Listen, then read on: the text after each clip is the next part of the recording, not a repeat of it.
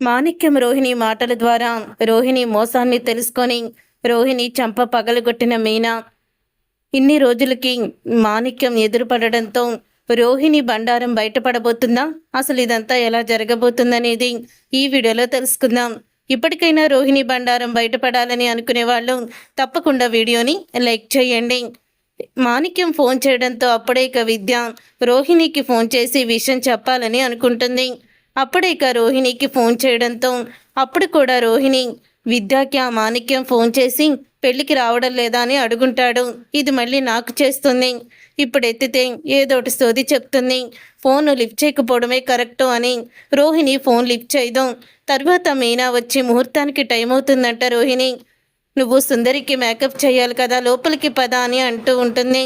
సరే మీనా అని లోపలికైతే వెళ్తారు.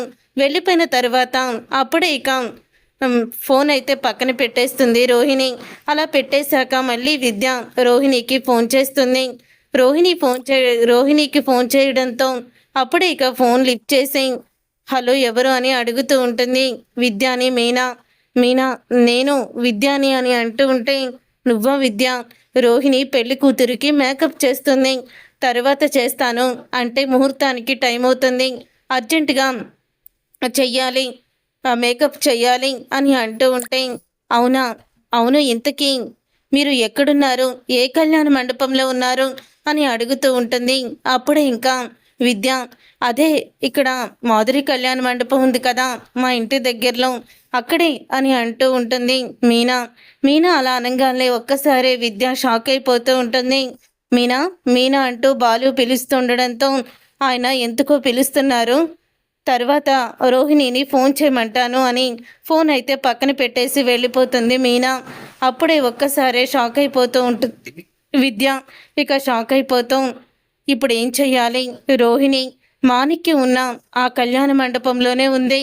ఇప్పుడు మాణిక్యాన్ని చూస్తే మొత్తం నిజాలన్నీ బయటపడిపోతాయి, అప్పుడు రోహిణి పరిస్థితి ఏంటి అని భయపడిపోతూ ఉంటుంది. ఇప్పుడు నేను అక్కడికి వెళ్తే ఏం జరుగుతుందో కూడా తెలీదు, నేను అక్కడికి వెళ్ళకపోవడమే మంచిది అని రోహిణికి పదే పదే ఫోన్ చేస్తూనే ఉంటుంది. రోహిణి ఇక మేకప్ చేస్తూ మొత్తం కూడా ఫోన్ మర్చిపోతుంది. తర్వాత సుందరిని బాగా మేకప్ అయితే చేస్తుంది రోహిణి. సుందరిని అలా బాగా మేకప్ చేయడం చూసి చాలా షాక్ అయిపోతూ ఉంటారు అందరూ కూడా. సుందరి ఇప్పుడు నిజంగానే సుందరంగా మెరిసిపోతుంది. రోహిణిని ఇక పొగుడుతూ ఉంటాడు బాలు.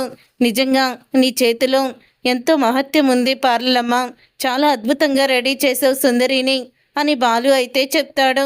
తర్వాత ఇక మీనా రోహిణి దగ్గరికి వెళ్ళి విద్య నీ కోసం ఏదో మాట్లాడాలని ఫోన్ చేస్తుంది. నువ్వేం మేకప్లో ఉన్నావు కాబట్టి ఫోన్ ఇవ్వలేదు, ఒకసారి ఏంటో కనుక్కో అని చెప్తూ ఉంటుంది రోహిణితో మీనా. అప్పుడే ఇక రోహిణి ఫోన్ చూసుకుంటుంది. ఇదేంటి ఇన్ని మిస్డ్ కాల్స్ ఉన్నాయి, దీనికి ఏమన్నా ప్రాబ్లం వచ్చిందా ఏంటి అని వెంటనే ఫోన్ చేస్తుంది. ఏంటి అసలు ఎందుకు ఫోన్ లిఫ్ట్ చేయవు? ఎంత మేకప్ చేస్తుంటే మాత్రం ఫోన్ లిఫ్ట్ చేయకుండా ఎందుకు ఇన్నిసార్లు ఫోన్ చేస్తున్నాను, ఏదో ప్రాబ్లమే అయి ఉంటుందని నువ్వెందుకు గమనించలేదు అని అడుగుతూ ఉంటుంది విద్య.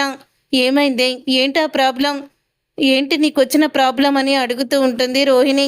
ప్రాబ్లం నాకు కాదే, ఇప్పుడు ప్రాబ్లం నీకే వస్తుంది అని అనగానే ప్రాబ్లం నాకు రావడం ఏంటి, ఇప్పుడు నాకు ప్రస్తుతానికి ఇక్కడ బాగానే ఉంది కదా అని చెప్తూ ఉంటుంది రోహిణి.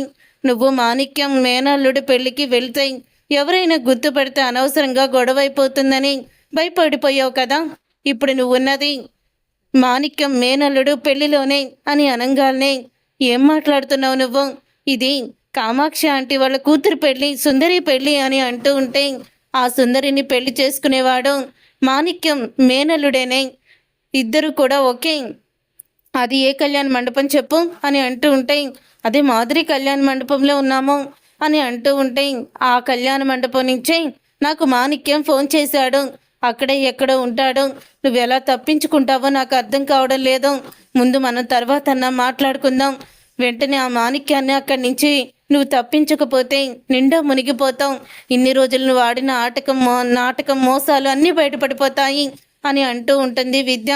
సరే ఫోన్ పెట్టేయి అని టెన్షన్ పడుతూ సుఖంగా సంతోషంగా ఇక్కడ పెళ్ళి ఎంజాయ్ చేద్దామంటే ఇక్కడ నాకు అస్సలు కూడా మైండ్ పని చేయడం లేదు, ఇక్కడ కూడా సమస్యని తీసుకొచ్చాడు ఆ భగవంతుడు, నేను ఆనందంగా ఉంటే ఆ భగవంతుడు కూడా చూడలేడేమో అని అనుకొని రోహిణి మొత్తం కూడా వెతుకుతూ ఉంటుంది మాణిక్యం గురించి. అప్పుడే ఇక రంగారావు అయితే ఎదురుపడతాడు. ఏంటమ్మా రోహిణి, ఎవరి గురించి నువ్వు వెతుకుతున్నావు? ఎవరినో వెతుకుతున్నట్టు అనిపించింది అని అడుగుతూ ఉంటే, అది నేను అవును, ఇంతకీ పెళ్లి కొడుకు మేనమామ గురించి చాలా గొప్పగా చెప్పారు మీరు. ఆ పెళ్లి కొడుకు మేనమామ ఇప్పుడు ఎక్కడున్నారు అని అడుగుతూ ఉంటుంది రోహిణి. అదిగోమ్మా వంట సెక్షన్లో ఉన్నాడు అక్కడే అని అనంగాల్ని ఇక వంట సెక్షన్లోకి వెళ్ళి చూస్తుంది. అప్పుడు ఇక మాణిక్యాన్ని చూసి షాక్ అయిపోతూ ఉంటుంది రోహిణి. మాణిక్యం అని అంటూ ఉంటే అప్పుడే ఇక వచ్చావా రోహిణి పాప, నువ్వు రాలేదని నేను చాలా కూడా దిగులుగా ఉన్నాను, బాధపడ్డాను. మొత్తానికి నువ్వన్నా వచ్చావు. పాపం విద్యకి ఎలాగో తనకి కుదరలేదంది. రా, మా వాళ్ళని అందరినీ పరిచయం చేస్తాను అని అనంగాల్ని నేనొచ్చింది పెళ్లి కూతురు తరపున అని అంటూ ఉంటుంది రోహిణి. ఏంటి పెళ్లి కూతురు తరపున వచ్చావా? అంటే పెళ్లి కూతురు వాళ్ళు కూడా నీకు తెలుసా అని అంటూ ఉంటే, పెళ్లి కూతురు వాళ్ళు ఎవరనుకుంటున్నావు? స్వయంగా మా మావయ్య గారి ప్రాణ స్నేహితుడు కూతురే అని అంటే, అంటే రంగారావు గారు అని అనంగాల్ని అవును, రంగారావే మా మావయ్య గారికి ప్రాణ స్నేహితుడు. అసలు మీ మేనల్లుణ్ణి అలాగే సుందరిని ఒకటి చేసింది బాలు మీనా అని అనంగాల్ని అవునా, ఈ సంగతి నాకు తెలీదు. వాళ్ళని చూడాలనుకున్నప్పుడల్లా కూడా నేను మిస్ అయ్యేవాణ్ణి అని అంటూ ఉంటే, నువ్వు వాళ్ళని చూస్తుంటే నా పరిస్థితి ఇంకోలా ఉండేది అని చెప్తూ ఉంటుంది రోహిణి. ముందు ఇక్కడి నుంచి పద నువ్వు అని పక్కకి తీసుకువెళ్తుంది. మాణిక్యాన్ని పక్కకి తీసుకువెళ్తున్న రోహిణిని చూసేస్తుంది మీనా. రోహిణి వాళ్ళ మేనమామ ఈ పెళ్ళికి ఎప్పుడొచ్చాడు అని అనుకుంటూ ఇక వెంటనే వాళ్ళ వెనకాలే మీనా వెళ్తుంది. అప్పుడు ఇక రోహిణి పక్కకి తీసుకువెళ్ళి, మాణిక్యం నువ్వు వెంటనే ఇక్కడి నుంచి వెళ్ళిపో, నువ్వు వెంటనే ఇక్కడి నుంచి వెళ్ళిపోకపోతే బాగోదు, వెళ్ళిపో ఇక్కడి నుంచి అని అంటూ ఉంటుంది రోహిణి. ఏంటి రోహిణి పాప నువ్వు చెప్పేది? నేను ఇక్కడి నుంచి వెళ్ళిపోవడం ఏంటి? ఇది నా మేనల్లుడు పెళ్ళి, నీకు సమస్య వస్తుందని నిజాలు అన్నీ కూడా ముందే బయట పెట్టేమని నేను ఎప్పుడో చెప్పాను. కానీ నువ్వు వినిపించుకుంటేనే కదా, నా మాట నువ్వు ఎప్పుడు వినిపించుకున్నావు? అస్సలు కూడా వినిపించుకోలేదు. అందుకే నీకు ఈ పరిస్థితి వచ్చింది. నేను మాత్రం ఇక్కడి నుంచి అస్సలు కూడా వెళ్ళను అని అంటూ ఉంటున్నాడు. అప్పుడు ఇక మాణిక్యం, నువ్వు అబద్ధాలు చెప్పావు, నువ్వు అబద్ధాలు చెప్పి నన్ను మేనమావగా పరిచయం చేశావు. ఆ రోజు నన్ను కూడా మోసం చేసావు కదా, సినిమా ఛాన్స్ ఇప్పిస్తాను ఇలాగా నటించాలి అని నేను కూడా అలాగే అనుకున్నాను. చివరికి నువ్వు మీ అత్తగారింట్లో అందరికీ అబద్ధాలు చెప్పి మోసం చేయడానికి ఇదంతా చేశావని నేను అస్సలు కూడా అనుకోలేదు. తర్వాత నీ జీవితం ఏమైపోతుందని, నీ కాపురం బాగుండాలని నేను కూడా నువ్వు ఆడమన్నట్టు నా అబద్ధాలు చెప్పి నాటకం ఆడాను అని చెప్తూ ఉంటే అదంతా విని మీనా షాక్ అయిపోతూ ఉంటుంది. అంటే ఇతను రోహిణి మేనమామ కాదు, సురేష్ వాళ్ళ మేనమామ. అంటే రోహిణి కోటీశ్వరరాలు కాదు, అత్తయ్య దగ్గర ఇన్ని అబద్ధాలు చెప్పిందా, అత్తయ్యని మోసం చేసి ఇంటి కోడలయ్యిందా అని షాక్ అయిపోతూ ఉంటుంది.